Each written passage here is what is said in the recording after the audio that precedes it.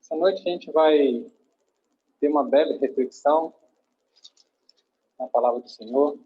O texto que a gente irá refletir, ele se encontra em João, no capítulo 4, a partir do verso 1. O texto é um pouco extenso, então os irmãos podem ficar assentados.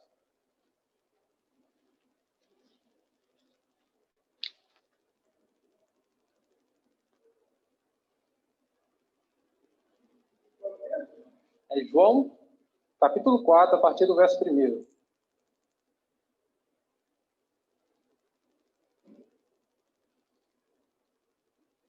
Leamos.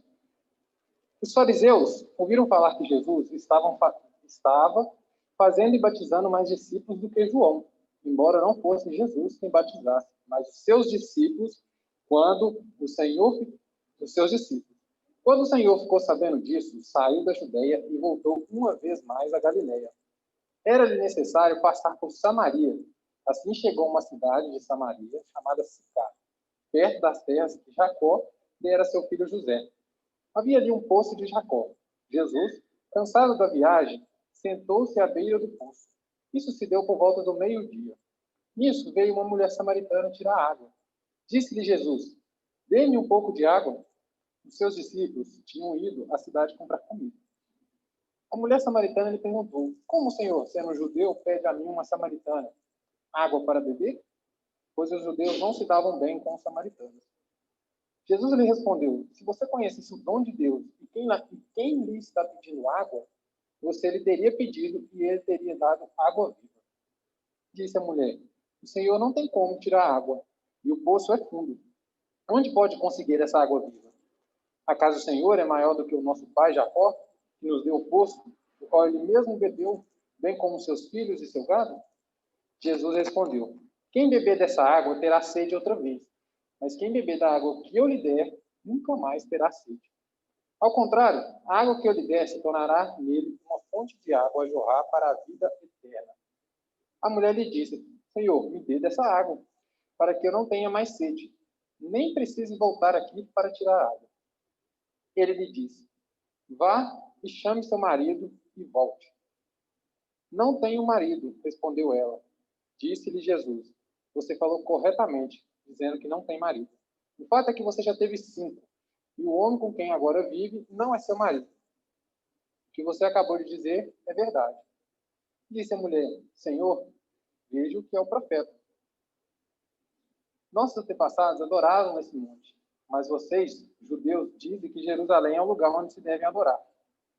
Jesus declarou: creia em mim, mulher.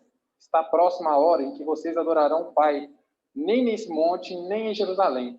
Vocês, samaritanos, adoram o que não conhecem. Nós adoramos o que conhecemos, pois a salvação vem dos judeus. No entanto, está chegando a hora, e de fato já chegou, em que os verdadeiros adoradores adorarão o Pai em espírito e em verdade. Esses são os adoradores que o Pai procura. Deus é espírito, e é necessário que os seus adoradores o adorem em espírito e em verdade. Disse a mulher: eu sei que o Messias, chamado Cristo, está para vir. Quando ele vier, explicará tudo para nós. Então Jesus declarou: eu sou o Messias, eu estou falando com você. Verso 28. Então, deixando seu cântaro, a mulher voltou à cidade e disse ao povo: venham ver um homem que me disse tudo o que tenho feito. Será que ele não é o Cristo? Então saíram da cidade e estavam onde estavam. Verso 39. Muitos samaritanos daquela cidade creram nele por causa do segundo testemunho dado pela mulher. Ele me disse tudo o que tenho feito. Assim, quando se aproximaram dele, os samaritanos insistiram que ficasse com eles. Ele ficou 2 dias. E por causa da sua palavra, muitos outros creram. E disse à mulher: agora cremos não somente por causa do que você disse, pois nós mesmos ouvimos e sabemos que este é realmente o Salvador do mundo. Irmãos, essa história é muito interessante, me chamou bastante atenção e o Espírito Santo tocou no meu coração para estar trazendo ela aqui essa noite. Esse foi um momento em que Jesus se revelou como Messias. E se a gente parar para pensar, Jesus, ele veio aqui à Terra, para se revelar aos seus, aos judeus, E ele se revelou a uma pessoa de uma outra religião, de uma outra cultura, mesmo que semelhante, né? Ele se revelou uma pessoa totalmente diferente dos seus. E Jesus, né, teve esse desentendimento, né? Os fariseus, eles estavam achando que Jesus estava batizando, né? Ou seja, estava assumindo coisas ou postos que os fariseus acham que eram errados ou que ele não tinha autoridade para fazer, mesmo Jesus não fazendo. Então, Jesus, para evitar conflito ou choque com os fariseus, sem, como eu posso dizer, antes do momento, né? Porque mais lá na frente, ele bate de frente e encara os fariseus. Então, acredito que Jesus pensou, não é o momento ainda de eu estar batendo de frente com os fariseus, né?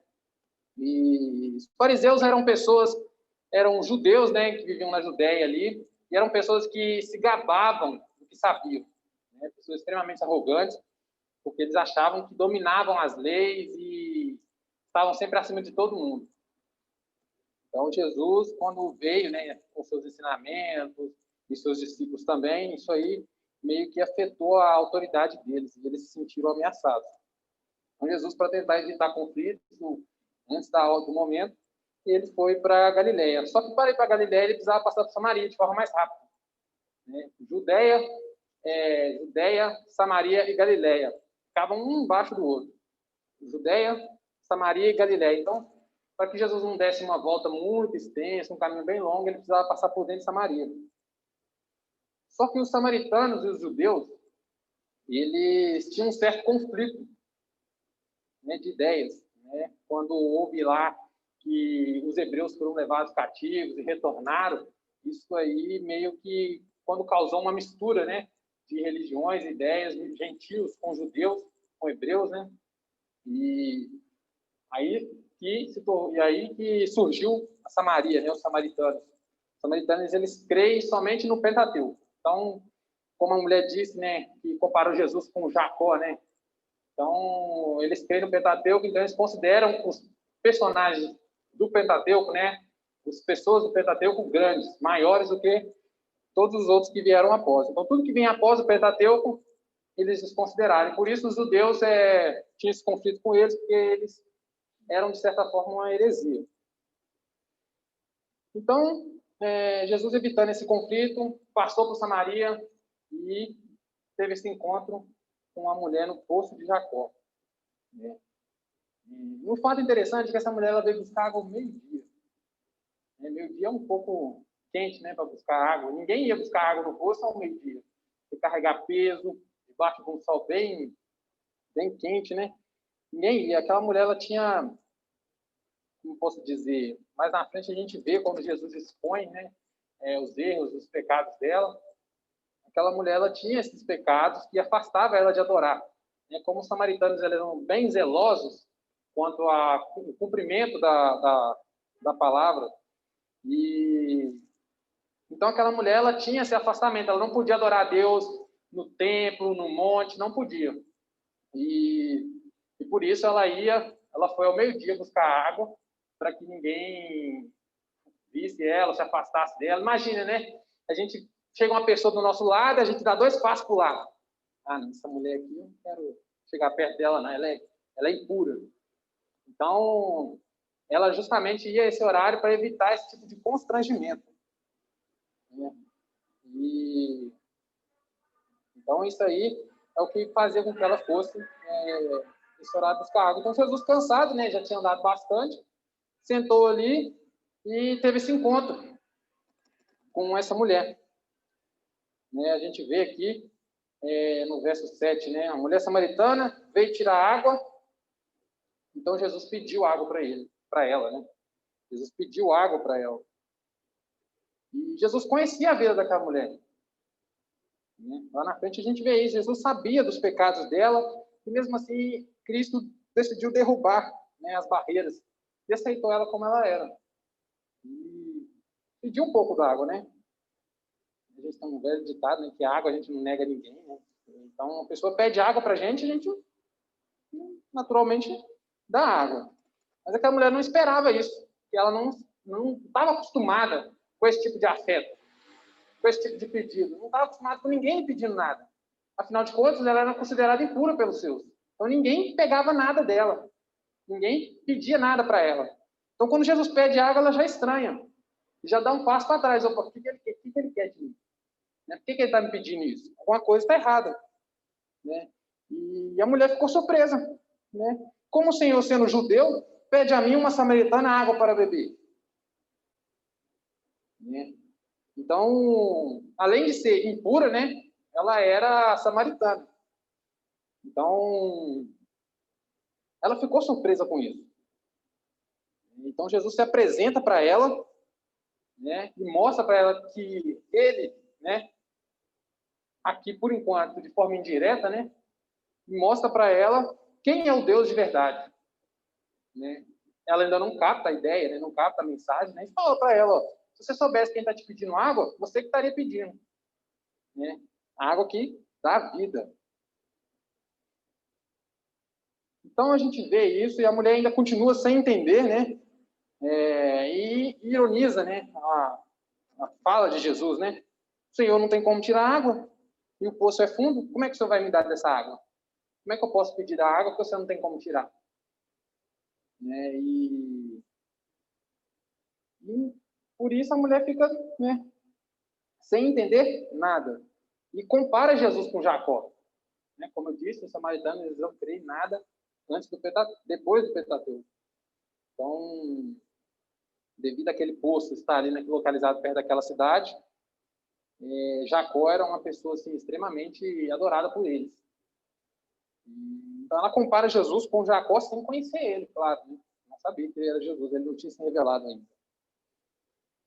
Então, quando ela faz isso, Jesus oferece para ela uma saída. Jesus oferece para ela um escape. Né? Quem beber dessa água aí vai ter sede outra vez.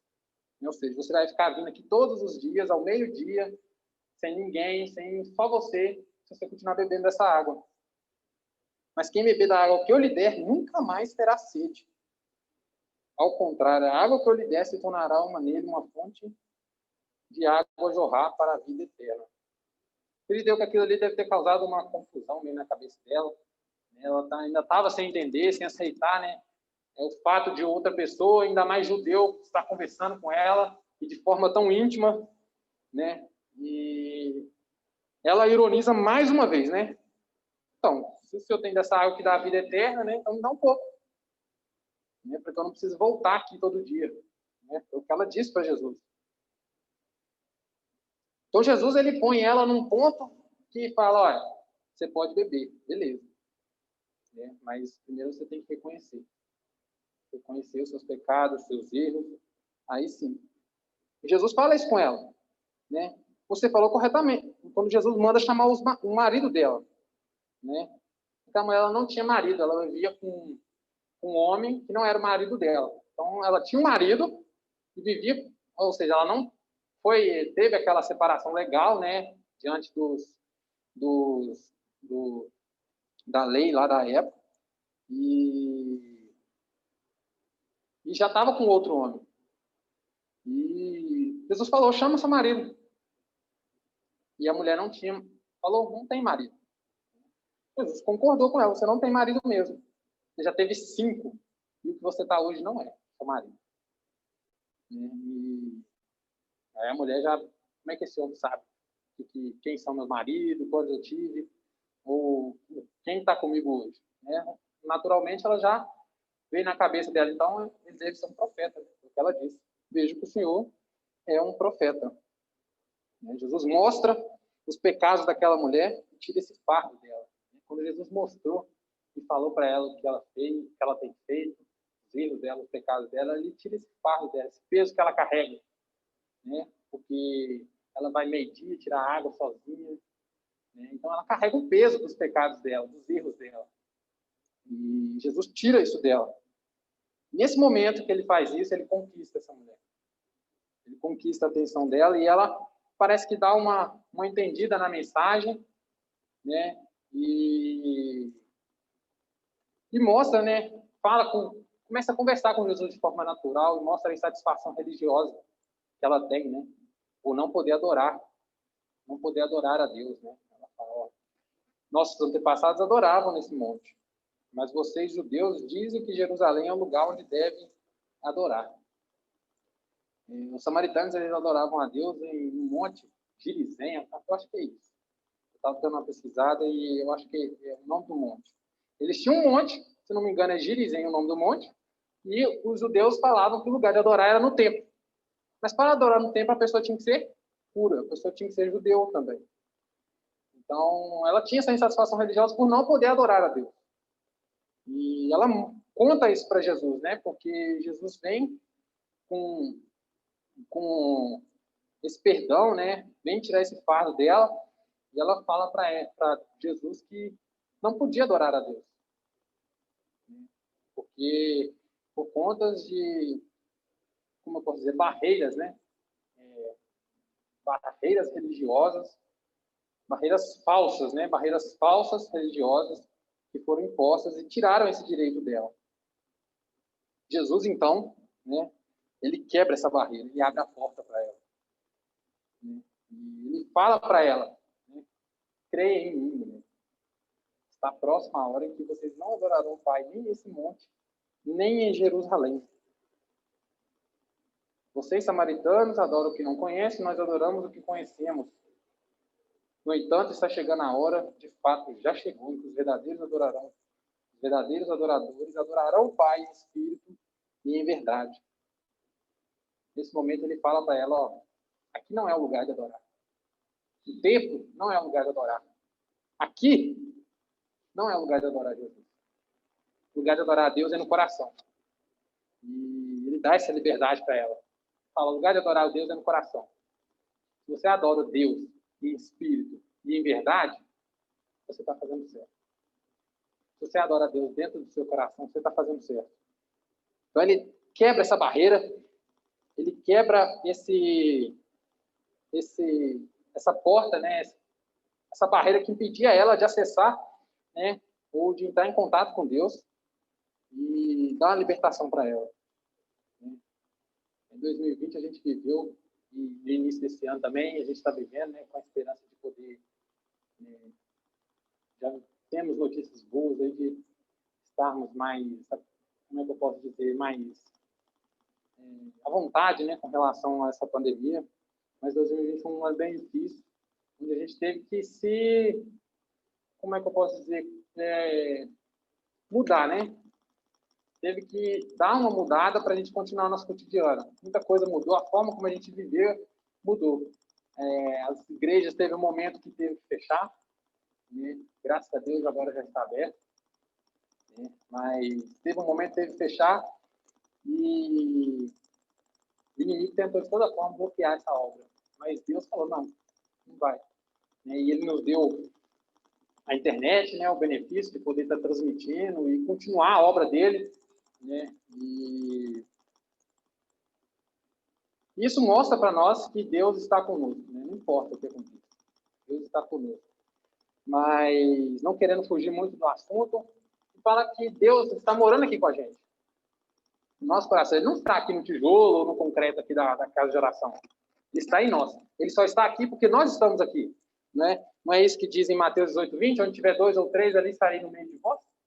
Então, se não tiver ninguém aqui, Jesus não está aqui. Para que ele vai ficar aqui? Não tem ninguém aqui. Ele está aqui porque nós estamos aqui. Ele está aí na sua casa porque você está aí na sua casa. Então, a nossa presença aqui, a nossa fé aqui, nosso amor, o nosso sentimento que nós temos por ele dentro do nosso coração é o que faz ele estar aqui com a gente, conosco. É o que faz ele estar aqui. Então, a gente não tem que sentir essa barreira ou essa prisão religiosa como essa mulher sentia. E às vezes a gente tem erro, a gente tem pecado mesmo. Mas o fato de nós termos esses erros e sentirmos o arrependimento é o que nos torna tão necessitados de Jesus. Uma pergunta, né? Aquela mulher, ela teve, como eu posso dizer, um baque quando um judeu chegou nela e fez aquele pedido, conversando com ela daquela forma. Né? Ou seja, ela não reconheceu. Mas ela estava esperando o Messias, porque ela fala lá na frente, né? Quando eu sei que o Messias está para vir, né? E quando ele vier, explicará tudo para nós. Então ela estava esperando ele, mas ela não reconheceu ele. E pergunta, se Jesus voltar, né? Agora, ou se a gente vivesse naquela época, a gente conseguiria reconhecer Jesus através de uma conversa desse tipo? Jesus conversando com você naturalmente, falando da palavra, ou então tentando transmitir uma mensagem para você. Eu acho que muitos, né? Ou já poucos, né? Conseguiram reconhecer, sem ele falasse que é. Ela só soube que ele é o Messias mesmo quando ele falou que era. Ela reconheceu. Então a gente tem que aprender, a gente tem que ler bastante, orar bastante, para a gente aprender a reconhecer de Jesus. Às vezes Jesus está nos mínimos detalhes, né? E a gente tem que aprender a agradecer por tudo que acontece, porque Jesus está na nossa vida, está em cada momento que nós vivemos, ele está ali conosco. Tem um vídeo, vários, na verdade tem vários, né? Mas um que eu vi na internet recentemente, que Jesus, o personagem, né, interpretando Jesus, está ali o tempo todo de forma que a pessoa não percebe, mas está todo protegendo, ajudando, apoiando, com coisas que a gente acha que é natural. Com coisas que a gente acha que acontece assim, na natureza acontece. E a natureza, de fato, existe porque Jesus existe, porque Deus existe. Então, tudo isso existe, todo esse planeta, tudo isso aqui existe porque, de fato, Deus existe. Então, de certa forma, não, com certeza, ele está aqui também. Ele está no nosso dia a dia, no nosso cotidiano e está nas nossas vidas. Então, a gente tem que aprender a reconhecer, né? Porque o Jesus, ele era para ter se apresentado primeiro aos judeus, né? Ele veio para o que eram os seus, né? João 1,14. Ele veio para o que eram os seus, mas os seus não receberam. Então, por isso, ele pegou e, já que os meus não receberam, eu vou dar o dom da graça da salvação para todos aqueles que reconheceram. E essa mulher, ela teve a felicidade, né, de ser a primeira a saber que o Messias tinha voltado. Claro, os discípulos já sabiam, né? Mas eu falo assim, tirando os discípulos, né? A reconhecer que ele era o Salvador, ele era o Messias. E nesse momento que ele mostra para ela que ele é o Salvador, ele nos abre essa porta para nós. No momento que ele se revela como Salvador, ele abre essa porta para nós. Ele nos dá acesso. Né? E a mulher, então, se sente imediatamente aliviada. Né? Imediatamente ela se sente bem, ela se sente melhor. E no verso 28 fala isso, né? Deixou seu canto, ela até esqueceu o que ela ia fazer lá. Ela foi lá no meio do sol, no meio do quente. Acredito que para ir num horário desse ela precisava muito da água, né? Então ela foi, esqueceu da água que ela precisava tanto e voltou numa alegria danada para a cidade para anunciar, né, que Jesus estava na terra, né? E que ele tinha revelado tudo para ela, tinha tirado aquele fardo dela, aquele peso de bloqueio religioso dela. Então, imediatamente ela foi anunciar essas boas novas. A partir do dia que nós cremos, né, a gente já recebe essa missão. Jesus fala e dá-nos essa missão, né? Vai, ide, né? Todo mundo anunciar o evangelho. Aquela mulher, ela saiu gritando para todo mundo. E mais na frente a gente vê, né? Estou finalizando. Mais na frente a gente vê que o fato, aquele acontecimento na vida dela, não salvou somente a ela, mas salvou uma cidade inteira de samaritanos, pessoas devotas ao, como eu disse antes, ao Pentateuco. Pessoas que não criam em nada depois do Pentateuco, ou seja, Isaías, nada disso existia para eles. Então, aquela mulher, ela teve uma participação importante na salvação daquela cidade. E nós temos, qual é a nossa participação na salvação? Qual é a nossa participação na salvação? A gente já é salvo. Eu estou bem, estou feliz, eu sou salvo. Mas eu estou preocupado com o próximo, que não é? Eu estou preocupado em levar essa salvação aos outros. Aquela mulher, no instante que ela recebeu essa mensagem, ela saiu gritando de alegria, de felicidade, e distribuiu essa salvação. Então, acho que essa mensagem que a gente tem para essa... O Espírito Santo, né, revelou a mim essa noite para estar passando aqui. Eu acho que não tem necessidade de prolongarmos mais, né, e a gente possa enxergar Jesus em nossos corações, adorá-lo, senti-lo em nossas vidas, né? Sair gritando por aí, Jesus está voltando. Né? Porque, de fato, ele realmente está. A gente está vendo os sinais. Né? A gente vê os sinais. Se a gente parar para ler lá Mateus 24, a gente vê que está tudo acontecendo. A palavra de Deus fala que nos fins dos tempos haverá guerras, nações contra nações, e é o que está acontecendo. Já aconteceu inúmeras vezes, né? Claro que esses sinais não vão acontecer assim, um atrás do outro, ou no mesmo instante. Está acontecendo, a gente precisa enxergar. Nos últimos dias, a natureza gemerá de dor. A gente viu aí vários acontecimentos naturais acontecendo, inundações, barragem, ver aí desmatamento acontecer, muita coisa. Então, são sinais que a gente parar para ver, a gente enxerga. Se a gente parar para analisar, a gente vê o que está acontecendo e que Jesus está voltando. Então, a gente tem que sair por aí, anunciando, gritando. Porque o povo está esperando. Aquela mulher esperava isso. Uma liberdade religiosa. Ela esperava quebrar essa saída. Ela se sentia triste. As pessoas de fora estão do mesmo jeito. Elas estão esperando, né, quebrar essa barreira. Às vezes muitas pessoas, já conversei com muitas pessoas assim, lá onde eu trabalhava antes, né, muitas pessoas não vêm na igreja com vergonha dos erros dela, dos pecados dela, se sente acalhada, mas eu não posso, porque eu já fiz isso, isso e isso. A gente tem que anunciar o Evangelho. O Evangelho, ele é Salvador. Venha como estás. Não é isso que o Evangelho fala? Venha como estás.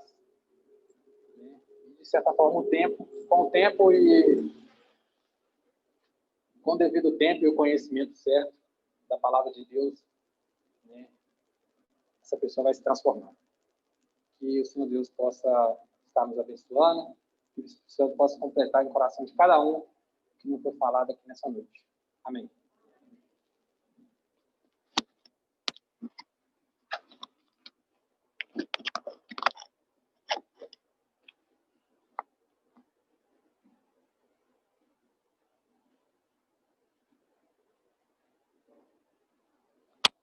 Muito bem, irmãos, estamos chegando no tempo do trabalho.